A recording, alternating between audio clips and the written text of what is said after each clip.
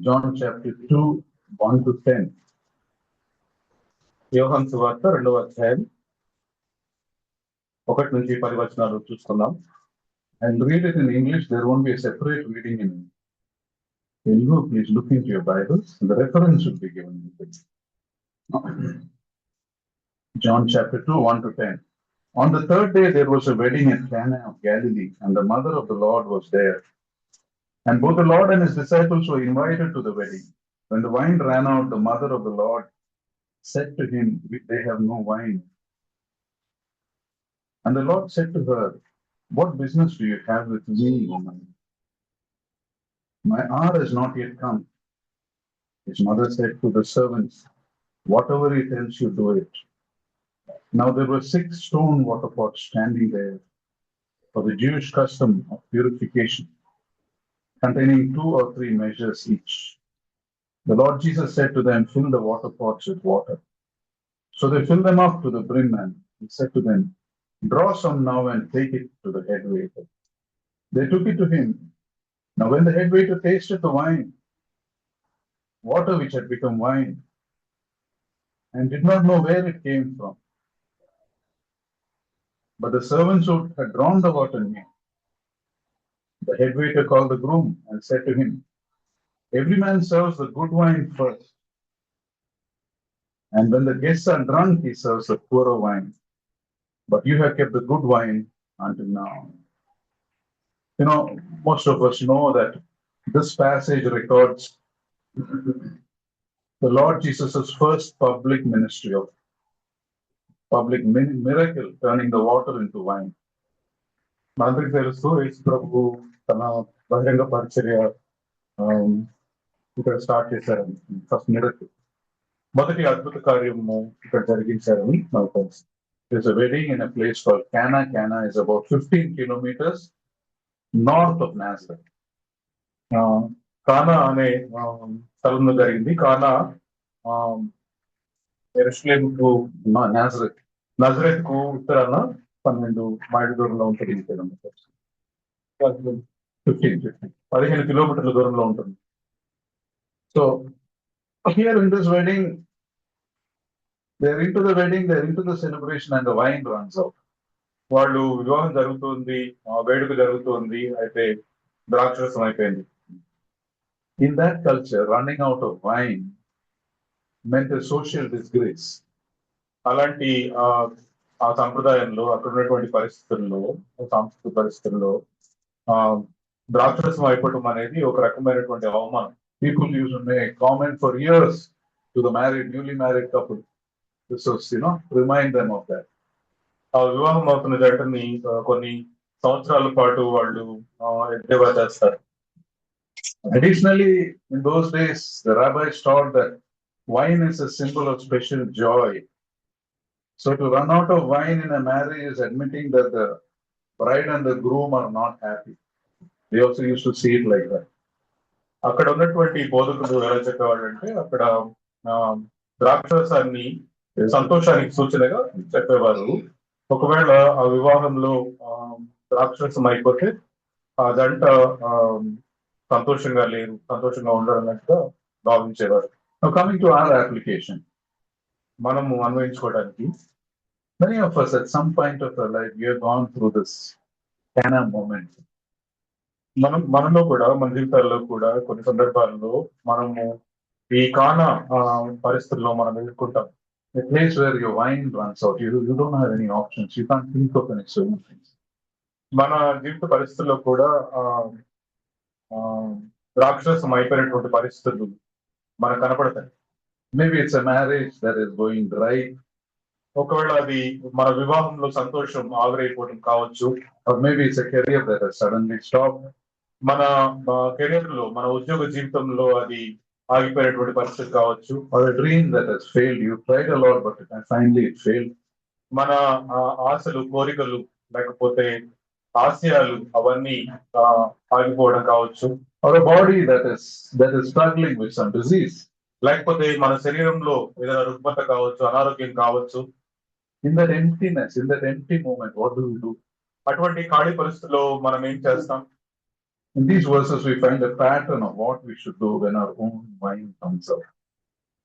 మన జీవితంలో మన అవకాశాలు అనేవి చేజారిపోతూ ఉన్నప్పుడు, ఆగిపోతూ ఉన్నప్పుడు మనం ఏం చేయాలో ఈ వాక్య భాగంలో వ్రాయబడింది. Let us see three simple truths we can learn from how to turn our emptiness into abundance. ఇక్కడ మన జీవితంలో ఉన్నటువంటి ఖాళీని దేవుని యొక్క సమృద్ధితో మనం ఎట్లా నింపుకోగలము కొన్ని సత్యాలను మనం ఇక్కడ చూసుకుందాం. First truth we learn is, మొదటి సత్యం మనం నేర్చుకునేది, don't wait for a crisis to make room for God in your life. ఒక కష్టమైన పరిస్థితి కోసం మనం ఎదురు చూడద్దు దేవుడు మన జీవితంలో రావడానికి. See, the Lord here was already in the wedding. దేవుడు అప్పటికే ఆ వివాహంలో ఉన్నారు. Mary and the Lord have been, and the disciples were invited from the start. యేసు ప్రభు తల్లి, యేసు క్రీస్తు ప్రభు, ఆయన శిష్యులు కూడా వివాహానికి ఆహ్వానించబడ్డారు. He was there when the problem was there. ఆ సమస్య ఉన్నప్పుడు యేసు ప్రభు వారు అక్కడే ఉన్నారు. That's a lesson. Before a problem comes, invite God into your life, into your home, into your marriage. సమస్య రాకముందే యేసు ప్రభుని మన జీవితంలోనికి, మన ఇంట్లోనికి, మన కుటుంబంలోనికి ఆహ్వానించాలి. Don't wait for a crisis to make room for him. ఎప్పుడో కష్టం వచ్చినప్పుడు, సంకటమైనటువంటి పరిస్థితులు ఎదురైనప్పుడు అప్పుడు కాదు దేవుణ్ణి పిలవాల్సింది. The family in Cana didn't expect. They say they may have been a poor family. Some commentators say, but they did not expect the wine to run out. But because they had already invited the Lord Jesus Christ, he was there when the problem came. కానా వివాహంలో అక్కడ ఉన్నటువంటి కుటుంబం అంత ధనవంతుల కుటుంబం ఏం కాదు, కానీ వాళ్ళు దేవుని పిలిచారు. They didn't know they will run out of wine also. వాళ్ళకి అప్పుడు తెలియదు, అంటే వాళ్ళ ద్రాక్షరసం అయిపోతుందని కూడా. In my own life, if you see my journey as a Christian, I was born a Christian. So I knew how to pray. Whenever problems come, I used to pray. Uncle పరిస్థితుల్లో కూడా మనం చూసుకుంటే ఆయన క్రైస్తవ జీవితంలో కూడా ఎప్పుడన్నా సమస్యలు వచ్చినప్పుడు ప్రార్థన చేసేవారు. I was born a Christian because you're taught to pray. When you have మనము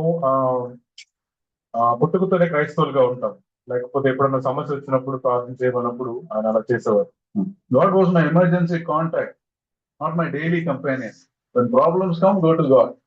ఏదైనా అత్యవసరమైన పరిస్థితి వచ్చినప్పుడు మనం దేవుని దగ్గరికి వెళ్తాం, అంతేగాని దేవుడిని మనం అనుదినము ఆయన మన సహచరునిగా మనం ఎప్పుడు చూసుకోము. I would keep doing things on my own strength, and when some crisis hits, that time I used to pray. నా పరిస్థితులన్నీ నేను నా సొంత శక్తితో చేస్తాను, కానీ ఎప్పుడన్నా సమస్య వచ్చినప్పుడు నేను డీలా పడిపోతాను. I used to pray that time. ఆ టైంలో ఎప్పుడన్నా కష్టమైన పరిస్థితి వచ్చినప్పుడు దేవునికి ప్రార్థన చేసేవారు.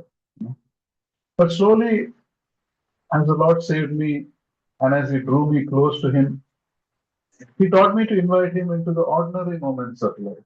Pray in everything, thank Him in everything. In small things, learn to pray to Him.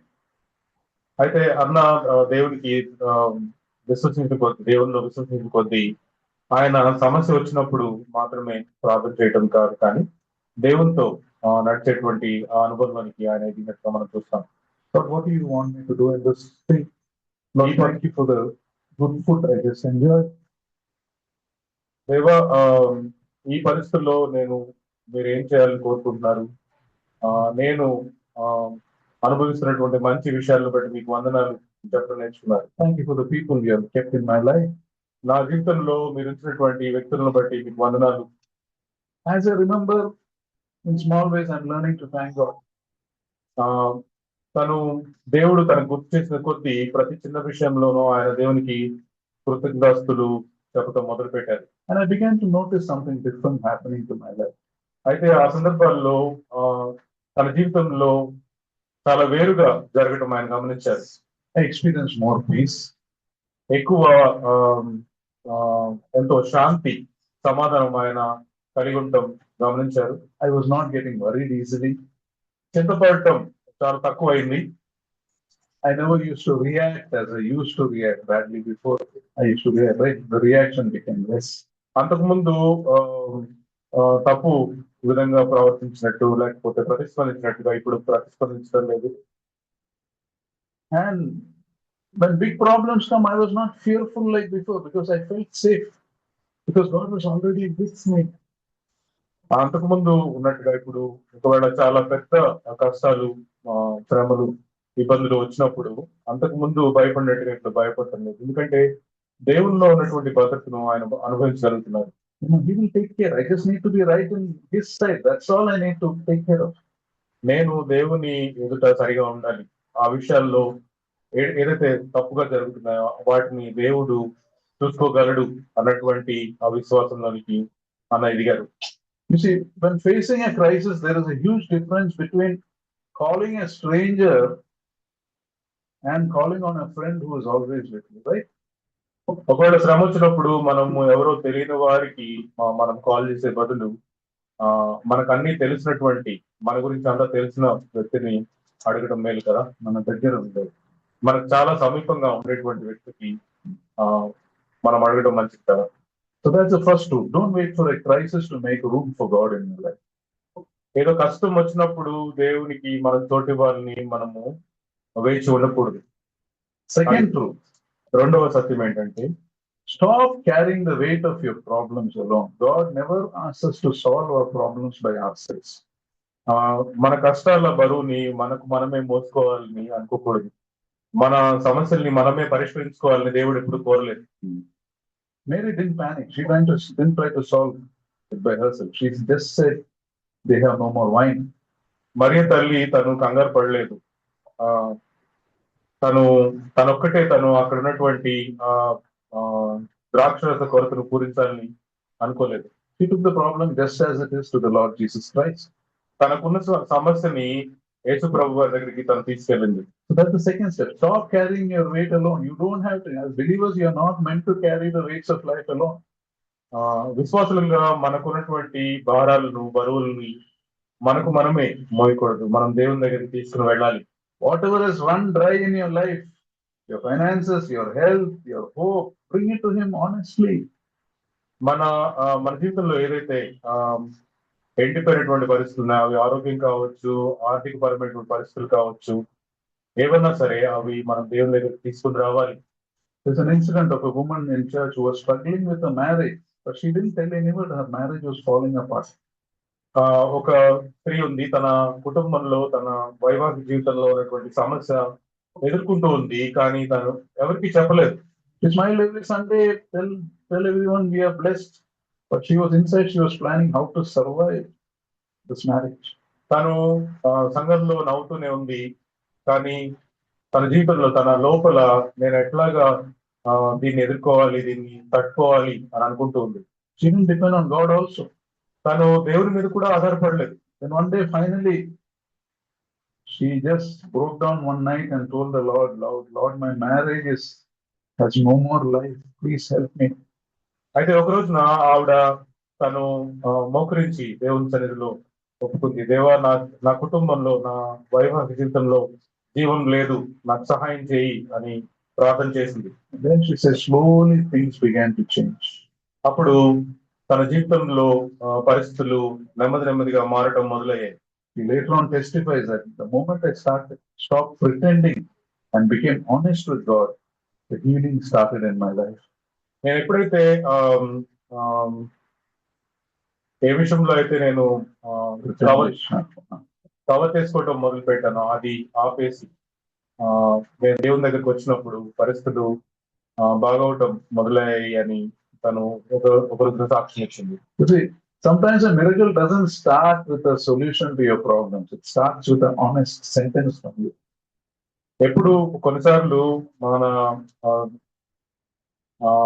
జీవితంలో అద్భుతాలు ఒక ఆన్సర్ తో రాదు, దేవుని యొక్క సమాధానంతో రాదు, కానీ మనం ఎప్పుడైతే మనముగా ఎంతో నిజాయితీగా మనం ఒప్పుకుంటే ఆ పరిస్థితుల నుంచి పరిస్థితులు మారడం మొదలవుతాయి. So that's the second point. Stop carrying your burdens alone. Learn to give it to God. ఒంటరిగా మన భారాలను మనమే మోసుకోకూడదు, వాటిని దేవుని సన్నిధిలోనికి తీసుకుని రావాలి. The third, మూడవ సత్యం, God asks us to obey. దేవుడు మనం విధేయత చూపించాలని కోరుతున్నారు. Why? ఎందుకు? So that He can solve your problem. ఎందుకంటే దేవుడు మన సమస్యలను తీర్చాలని కోరుకుంటున్నాడు కాబట్టి. Mary's, that line is probably the most important line in that passage. Do whatever he tells you. అక్కడ యేసు ప్రభు వారి తల్లి చెప్పినటువంటి ఆ వాక్యము, ఆయన చెప్పినట్టుగా మీరు చేయండి అని ఒక మాట ఉంది కదా, అది ఎంతో ప్రాముఖ్యం. Usually we do what makes sense to us. మనకి ఏది మంచిగా అనిపిస్తుందో లేకపోతే ఏది సరైనదిగా అనిపిస్తుందో అది చేస్తాం. Usually we do what we are used to doing. మనకు ఏది అలవాటో అది చేస్తాం. We need to do what he tells you. మనకి దేవుడు ఏం చెప్తున్నారో అది చేయడం ప్రాముఖ్యం. And for that you need to listen to him. అది దేవుడు ఏం చెప్తున్నాడో చేయడానికి మనం ఆయన మాటలు వినాలి. God's instruction, sometimes it will look, this cannot solve my problem. You may feel like that, but still obey him. కొన్నిసార్లు దేవుడు చెప్పేటువంటి మాటలు, ఆజ్ఞలు ఈ సమస్యని పూర్తి చేయలేవు, ఈ సమస్యని పరిహరించలేవు అన్నట్టుగా ఉంటాయి. కానీ మనం ఇదే చూపించడం నేర్చుకోవాలి. One person lost his job during a very difficult season. ఒక వ్యక్తికి ఎంతో కఠినమైనటువంటి సమయంలో తన ఉద్యోగం పోయింది. But inside he felt the Lord telling, you still keep being generous with the little money you have, you still keep being generous. అయితే దేవుడు ఏం చెప్తున్నాడంటే, నువ్వు నీకు ఉన్న కొంచెంలో కూడా నువ్వు ఉదారంగా వ్యవహరించు అని చెప్తున్నారు. You know, he couldn't make sense. How can it be? I'm struggling, man. I have a family. I need to save everything. But he felt the Lord telling, so he kept obeying that. He used to help wherever the capacity was. అరే దేవుడు ఎందుకే ఇట్లా చెప్తున్నారు, నాకు ఇప్పుడే కష్టంగా ఉంది, ఎంతో కష్ట సమయాన్ని ఎదుర్కొంటాను, ఉద్యోగం పోయింది, అలాంటి పరిస్థితుల్లో కూడా దేవుడు నన్ను ఉదారంగా వ్యవహరించమని చెప్తున్నారు ఎందుకు? అది తనకు అర్థం కాకపోయినా తను విధేయత చూపించడం మొదలు పెట్టారు. And a few weeks later he got a job from a contact he didn't even know. They called and gave him a job. అయితే తనకి కొన్ని వారాల తర్వాత తనకు తెలిసినటువంటి వ్యక్తుల నుంచి ఒక అవకాశం వచ్చింది అనుకోకుండా. He hasn't spoken to that person for years. He knew that person, but he hasn't spoken for years. ఆ వ్యక్తి తనకు తెలుసు, కానీ కొన్ని సంవత్సరాల తరబడి ఆయనతో మాట్లాడలేదు, కానీ ఆ అవకాశం తన ద్వారా వచ్చింది. You see, God can open a door which you never even knew existed. దేవుడు మనకు తెలియనటువంటి పరిస్థితుల్లో, తెలియనటువంటి దారుల్లో కూడా దేవుడు తన తలుపులు తెరవగలడు. And he testifies like this. God never asks you to solve a problem by yourself. He asks us to obey so that he can solve your life. దేవుడు మన సమస్యని మనంతట మనం పరిష్కరించుకోమని చెప్పాడు. దేవునికి విధేయత చూపించడం ద్వారా దేవుడు ఆ పరిస్థితులను మారుస్తాడు. Complete obedience, even when it doesn't make sense to you, is a pathway to the miracle of God in your life. మనం ఏం చేస్తున్నామో తెలియదు, అర్థం కాని పరిస్థితిలో కూడా మనము దేవుడికి సంపూర్ణమైనటువంటి విధేయత చూపించినప్పుడు అది దేవుని యొక్క అద్భుతం జరగడానికి ఒక ముఖద్వారంగా ఉంటుంది. And what is the result of these 3 steps? ఈ 3 అడుగుల ఫలితం ఏంటి? God didn't replace what was lacking. He gave something better than what was there before. The best wine came, right? అక్కడ ఏమి కొరత ఉందో అది పూరించడం కాదు, కానీ దేవుడు ఎంతో ఉత్తమమైన దాన్ని అక్కడ ఇచ్చినట్టుగా మనం చూస్తాం. You see, the water was drawn, was no longer water. It became wine, a better wine than they had in the beginning. వాళ్ళు ముంచి తీసుకుని వెళ్ళినటువంటి నీళ్లు అంతకు ముందున్న ద్రాక్షరసంగా లేవు, దానికంటే మెరుగైనటువంటి ద్రాక్షరసంగా అయ్యాయి. And this is the pattern of God in each one of our lives. Remember that. దేవుడు ప్రతి ఒక్కరి జీవితంలో, మనందరి జీవితంలో చేసేది ఇదే. When he steps into your emptiness, he doesn't just replace what we've lost. He gives us something better than what we had before. దేవుడు మన ఖాళీతనంలోనికి వచ్చినప్పుడు మనము కోల్పోయిన దాన్ని ఇవ్వడం కాదు, కానీ మనకంటే అంతకు ముందు మనము ఉన్నదానికంటే మెరుగైనవి దేవుడు, ఎంతో ఉత్తమమైనవి మనకి ఇచ్చేటువంటి దేవుడు. And that's the heart of verse 10. You have saved the best till now. అందుకని 10వ వచనంలో ఉంటుంది కదా, చివరి వరకు నువ్వు మంచి ద్రాక్షరసమును ఉంచుకున్నావు. You see, running out of wine would have been a social disgrace, but the miracle of the Lord Jesus Christ transformed that disgrace into a function that was better than before. అది ద్రాక్షరసం అయిపోవటం అవమానం కదా, అయితే దేవుడు చేసినటువంటి అద్భుతంలో ఇంకా అది ఎంతో శ్రేష్టమైన దానిగా దేవుడు మార్చాడు.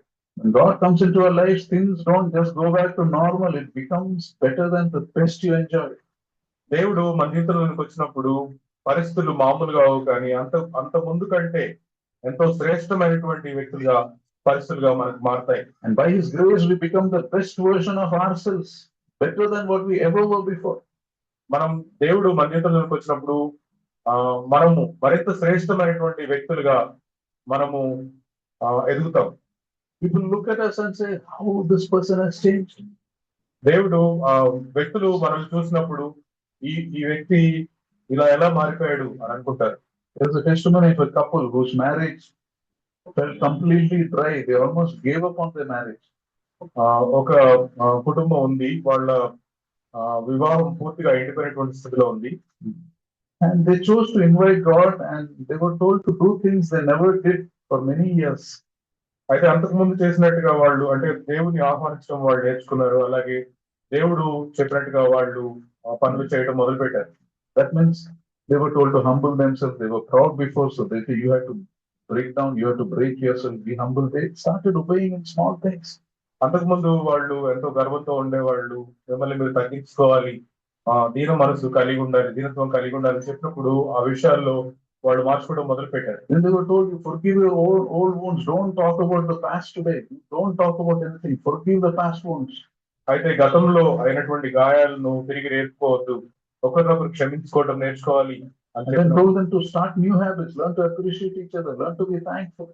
కొత్త అలవాట్లు నేర్చుకోవాలి, ఇతరులను మెచ్చుకోవడం నేర్చుకోవాలి, కృతజ్ఞత కలిగి ఉండడం నేర్చుకోవాలి అని చెప్పబడింది. It was difficult, it was awkward at first. అది కష్టంగా తోచింది మొదట, ఎంతో కష్టమైనదిగా అనిపించింది వాళ్ళకి. But their marriage changed by God's grace. కానీ దేవుని కృపను బట్టి వాళ్ళ వివాహం మారింది.